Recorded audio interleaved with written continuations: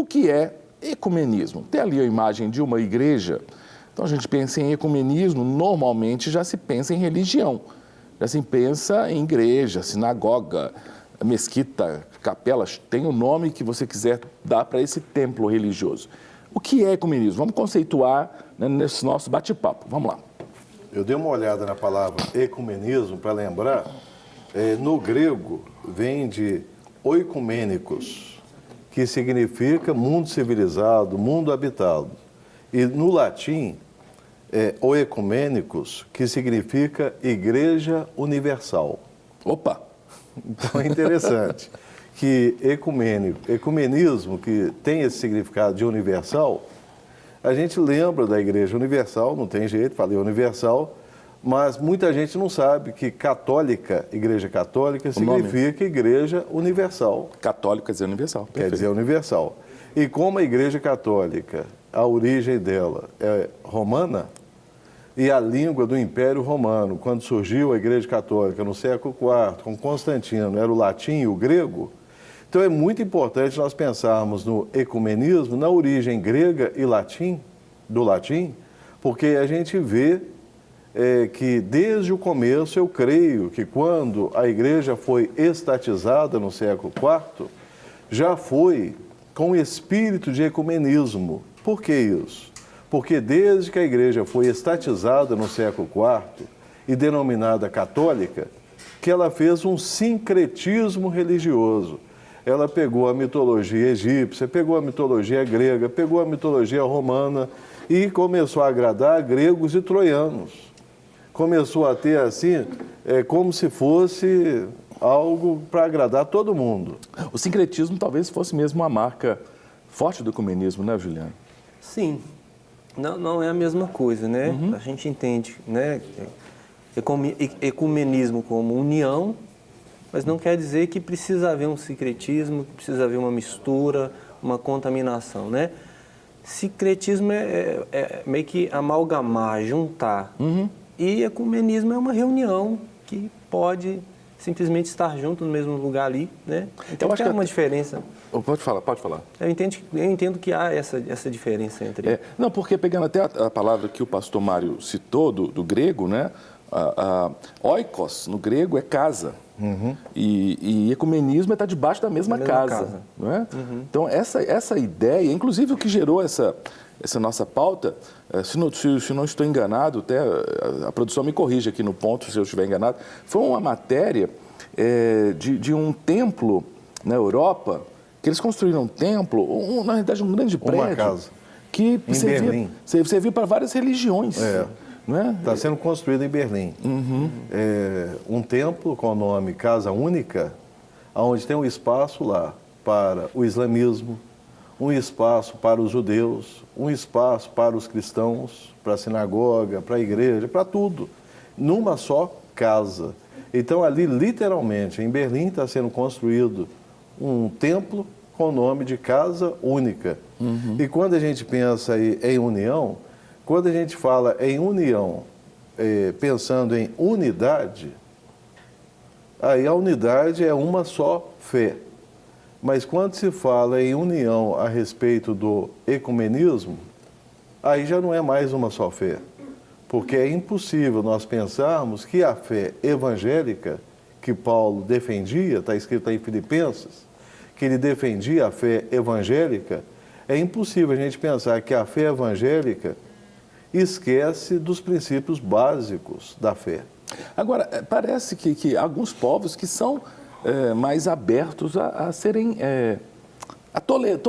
porque a palavra tolerante ela tem um aspecto positivo, mas tem um aspecto que julgo eu negativo. Né?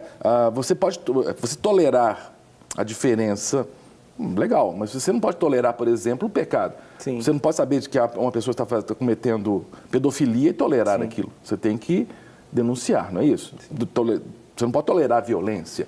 Então, por exemplo, na questão da religiosidade, né? Parece que o brasileiro ele é muito tolerante. É muito interessante. Ontem eu estava até conversando, dando aula, né? Estava dando aula sobre marxismo e explicando, né, que o marxismo e o cristianismo são incompatíveis. Ou você é um ou você é outro. Mas o brasileiro tem mania de querer duas coisas ao mesmo tempo. Por exemplo, o número de católicos romanos que são ao mesmo tempo kardecistas Sim. é muito grande. É muito sincrético, né? E aí eu fico pensando, gente, ou é um ou é outro. Né? E agora começou dentro do protestantismo também. Eu sou protestante, mas eu também sou, né, sou logosófico, sou isso, sou aquilo. Parece que a nossa cultura tem isso, né? A gente vê, né, caminhando aí, né, para o final dos tempos, não sei se a gente vai abordar esse tema, mas a gente vê que parece que a gente vai caminhar para uma unidade filosófica, religiosa e política, né? E a gente está vendo muito isso. Todo mundo que não aceita essa forma plural, a gente rejeita porque ele é fundamentalista. Mas quando a gente vai ver na palavra, a gente vai ver que se a gente não tiver um fundamento, que são os fundamentos da palavra, Deus quer unidade, sim, né? Deus quer unidade, mas eu não sei se Deus quer ecumenismo. Por quê? Porque a unidade, ela precisa ser fundamentada na palavra. Se eu aceito tudo, eu não tenho fundamento. Se eu não tenho fundamento, a minha casa vai cair. Eu li essa matéria interessante, são as 3 maiores religiões monoteístas, né? Que é o Islã, o judaísmo e o cristianismo. Porém, a própria construção já não dá para agradar todo mundo, porque o Islã vai orar virado para um lugar. O judeu tem que ter um pé direito alto por causa das tendas, das festas lá das tendas, do tabernáculo.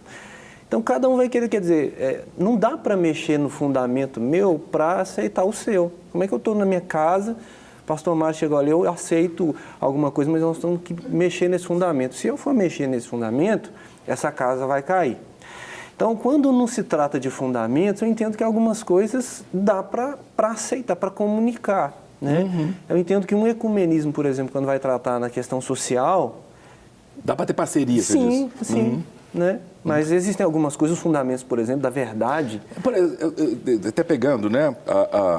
E bate-papo é bom por isso, né? Eu posso interferir aqui. Eu estava lembrando de que me causou um pouco de surpresa até. A gente tem muito contato com alguns vereadores que são próximos da gente, vereadores que são cristãos evangélicos, e conversando sobretudo com 2 deles, o Fernando Borges e o Irlan Mello, que esteve aqui ontem. Eu sou amigo dos 2. Você é amigo dos 2. Né? Apesar disso... Mas só voto em um. Eu não sou ecumênico. Você só não declara seu voto, Mário. Mas assim, o primeiro que me falou isso foi o Irlan, né? Que ele tem uma bancada cristã na Câmara dos Vereadores.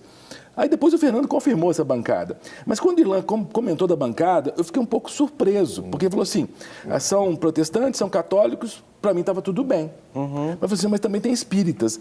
Aí eu falei, cara, mas espírita é cristão? Aí o que ele estava explicando é que os espíritas, os kardecistas, eles têm as mesmas teses dos cristãos. Não é? Então aí eu fico pensando, acaba sendo uma bancada ecumênica. Sim. Concorda? Sim. Concordo. É uma bancada ecumênica, né?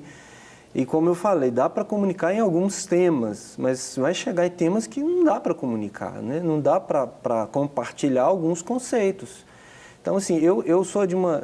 Eu estava conversando com o pastor Mário antes de entrar aqui e ele disse que tem lugares que ele vai que ele é tido como pentecostal, tem lugares que ele vai que ele é tido como tradicional, né? Então, se ele for num lugar muito pentecostal, eles vão olhar para ele e dizer, esse cara é tradicional. Se ele for muito tradicional, eles vão dizer, esse cara é renovado demais, né? Então, eu venho de um lugar onde o pastor era muito radical com relação ao ecumenismo. Então, ele falava, olha, você não deve nem conversar com ninguém. É mesmo? Você não deve... Paulo, então ele trazia aquele texto... Mas com quem? Conversar com quem, você diz? Com os sacerdotes católicos, por exemplo, espíritas, as religiões de matriz africanas, porque ele usava aquele texto. Paulo fala que você não deve comer, não deve conversar, não deve nem cumprimentar essa turma. Então eu cresci assim, né? É porque ele não pegou nossos dias de politicamente correto. Ele hoje, ele teria muitos problemas. Sim. O tempo todo. Então eu cresci assim, e aí quando a primeira formatura que eu fui chamado para fazer, tive um conflito que eu fiquei, porque era na igreja católica, e dividi lá com o padre. Com o padre, eu fiquei naquele conflito. Depois é que eu vim entender e contextualizar que aquelas palavras que Paulo estava dizendo eram para pessoas que estavam lutando contra a igreja, pessoas que estavam causando divisões na igreja. Mas por causa dessa base minha, eu pensei, eu fui lá, né, dividi aquele tempo, fui abençoado, aprendi isso, que existem coisas que eu posso compartilhar e conviver. Agora, existem coisas que não dá. Não quer ficar um segundo por fora da nossa programação? Agora você pode nos acompanhar através das plataformas digitais. queridos amigos e amigas, preciosos irmãos e irmãs. Não perca tempo. Acesse, curta e siga-nos. Fique por dentro de tudo o que acontece aqui. Rede Super, inspirando você.